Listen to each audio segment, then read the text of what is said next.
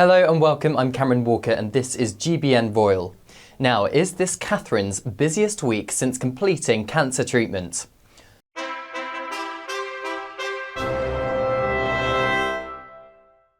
Now, on Monday, the Princess of Wales unexpectedly joined her husband at London's Guildhall, surprising Holocaust survivors, commemorating 80 years since the liberation of the former Nazi death camp Auschwitz. Her Royal Highness reunited with two survivors she had photographed 5 years earlier, marking the 75th anniversary. Catherine hugged and held hands with them and said it was a great honour to attend the event, remembering the 6 million Jewish people murdered during the Holocaust. On Thursday, the Princess undertook not one, but 2 solo public engagements, her first visit to Wales since October 2023. 3 public engagements in the space of a week is something the Princess hasn't actually done for well over a year, suggesting that Her Royal Highness is continuing on the road to recovery. Although she announced earlier this month she is in remission, this week's schedule is still being considered a gradual return to full-time royal duties.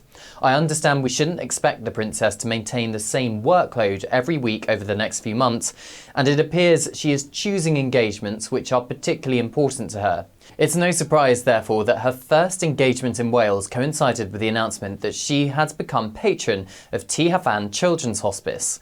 The well-being of children and their families is thought to be very close to the Princess's heart, and her first patronage she took on as a member of the royal family was actually for the East Anglia's Children's Hospice in 2012. To this day, it is understood she maintains a close relationship with that first hospice and is expected to build a similar relationship with Tŷ Hafan and the families it supports. The Children's Hospice previously had both King Charles and Diana, Princess of Wales, as its patrons. Next, has Prince William finally got his own back? Well, Prince William appeared to have got his own back at the British press this week during a playful moment where he was encouraged to spray journalists with lake water. Yep, you heard that right. In a moment of cheeky banter, he was only too happy to oblige, spraying a syringe of water in the direction of the cameras. "This is the best day of my life," he said, joking as he joined local school children by a lake during an engagement visiting Earthshot Prize finalists Nature Metrics. It's good. And then we'll do one practical one, so it screws on a little bit in case there's any air. And then the question is, where are we going to squirt the water? Do you think, I think we should all aim that way, that's a great idea. So we need to, okay. And you just literally squeeze it? And just have it helps better if you have the palm of your hand on the end, that's it. Is everybody ready? Ready. Okay. 3, 2, 1. Squirt. Oh! Yes! Oh, nearly! So nearly! I have images of you guys having like some water balloon fights. So much fun. 3, go! Yes! Brilliant!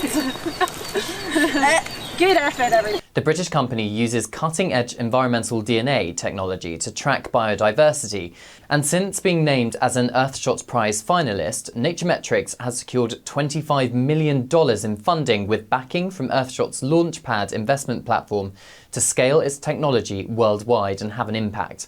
The company has built an intelligence platform that transforms complicated biodiversity data into clear insights for businesses.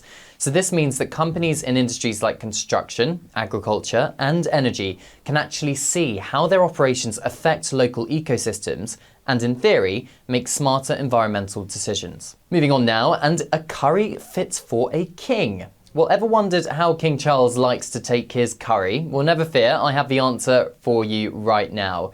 His Majesty has travelled thousands of miles around the globe during his lifetime, experiencing different cuisines, but it was much closer to home this week that the King revealed the ideal level of spice. Welcoming newly elected MPs and members of the House of Lords to Buckingham Palace on Wednesday for a reception, the King told Deirdre Costigan, Labour MP for Ealing Southall, that he does not like his curry too strong. Miss Costigan chatted with King Charles about his love of curries, but revealed he doesn't particularly enjoy dishes that are too spicy.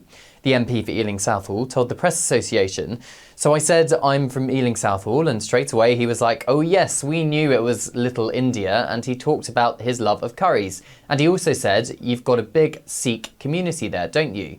So I asked him to come to Ealing Southall and check out the curry. I hope he will. but he also recognised straight away I had an Irish accent. He said, "You're Irish," and he said it would be great to get a state visit as well. Next, this is what we know about the latest royal premature birth. On Wednesday, Buckingham Palace announced Princess Beatrice had given birth to a new daughter, Athena Elizabeth Rose. I understand the 11th in line to the throne was not due until early spring, suggesting the latest addition to the royal family was born several weeks premature. In December, doctors advised the pregnant Princess Beatrice not to travel long distances, persuading her to change her Christmas plans. Alongside her immediate family, she spent Christmas with the King and extended royal family at Sandringham instead. On Wednesday, Buckingham Palace confirmed the second daughter of Princess Beatrice and Edoardo Mapelli-Mozzi was born weighing just 4 pounds and 5 ounces. Born in Chelsea and Westminster Hospital on January 22nd, the royal couple waited until the baby was healthy enough to safely return home before making a public announcement. Edoardo posted on Instagram a massive thank you to all the wonderful staff at the hospital for their exceptional care and support.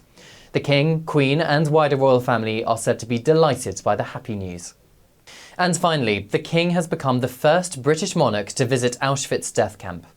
On Monday, the King became the first British monarch to visit the former Nazi death camp Auschwitz.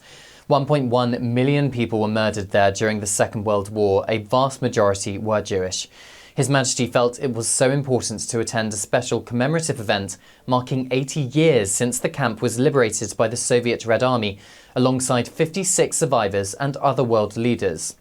Travelling to Auschwitz myself to cover the King's visit, I was struck by the sheer size and scale of the place. It was clear the site was once a well-organised, efficient industrial death machine. It appears to have struck the King too. He became visibly emotional when he laid a wreath at the so-called death wall, where the SS shot dead thousands of prisoners. He spent a good while staring at the wall in quiet reflection, having laid the wreath, which read "In Special Remembrance," written in his own hand. The King was deeply moved by the place and had spent the last 2 hours listening to harrowing testimony from survivors during the ceremony. Earlier in the day, the King visited the Jewish Community Centre in Krakow, which is a place I'm told exists due to inspiration from His Majesty. When Prince of Wales, the King visited Krakow in 2002 and was told how the Jewish community in the city was nearly wiped out by the Nazi regime in the 1940s. His Majesty felt the community needed a base to grow and encouraged the construction of the JCC, returning to officially open the building in 2008. He delivered a speech to the Jewish community in 2025. This is what he said. To be in Poland on International Holocaust Remembrance Day, as we commemorate 80 years since the liberation of Auschwitz, is both a somber and indeed a sacred moment. It is a moment when we recall the 6 million Jews, old and young, who were systematically murdered, together with Sinti, Roma, disabled people, members of the LGBT community, political prisoners, and so many others upon whom the Nazis inflicted their violence and hatred. As the number of Holocaust survivors regrettably diminishes with the passage of time, the responsibility of remembrance rests far heavier on our shoulders and on those of generations yet unborn.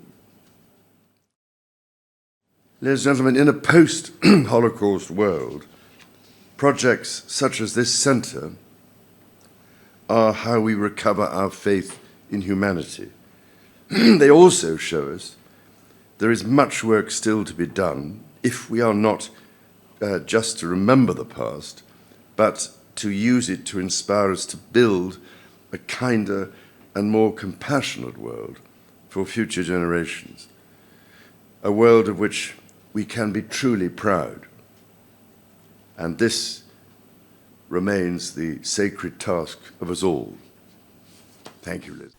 This is Cameron Walker. Feel free to leave a comment on any of the stories we've discussed today, and don't forget to subscribe to GBN Royal.